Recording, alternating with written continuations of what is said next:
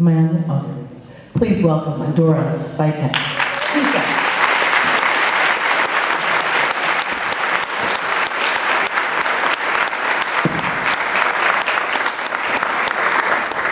Hello everybody, I'm hoping you can hear me pretty well up there in the back too, and okay, great, microphone's on. So as you know, my name is Adora Spita, and I know that can be really hard to pronounce, by the way, so you're gonna have to try. Although I was considering making everybody stand up and volunteer to do so.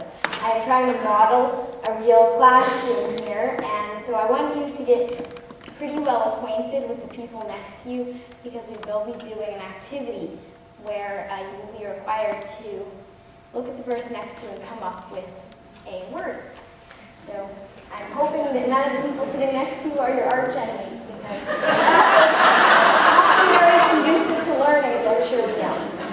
So you might be wondering why an 11-year-old is presenting to you. Well, at the age of 7, I published my first book, Flying Fingers, Master the Tools of Learning, and I actually have it right here. And then I published my second book. It's called Dancing Fingers. It's a book of poetry with my older sister, Adriana. And then most recently, actually yesterday, to be precise, I released my third book called Young in the Skies. So I've written 3 books, and I really enjoy writing. And at the same time, I really want to be able to share my gift with others. And how do we do that? Well, I think that the answer is teaching.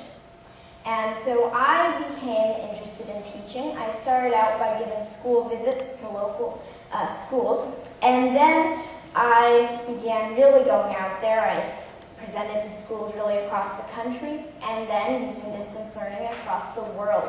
Using Promethean Adora, I have an active board in my house. I was able to give video conferences to students really all around our planet. And I also do live webcasts and conferences like this to teachers. Over the past 2 years, I have given over 300 classes, some to students, some to teachers. And in my lessons, I show interactive flip charts on an active board, which apparently has no signal right now. Well, that's okay, because my slides don't start quite yet. And the thing I like about Inspire is that it helps me really get kids interested with pictures, with videos. It creates interest in learning through technology. But at the same time, it's not all videos and pictures. It helps me teach solid skills, which I think is really important. So if you just give kids information, they're going to be like, oh, this is boring, and they might not really want to learn it. Now, if you give it to them with pictures, with interesting content, with sounds, I really like the screen personally. You can find that in the resource library. If you turn up the sound and if you have like speakers, you can use that to really scare older sisters. So one of the perpetually challenging questions of education is, how do we get kids interested in learning? Well, as I said, I've been able to infiltrate the ranks. Okay, I was inside anyway. And discover a few ways that you can help us get engaged and focused in the classroom.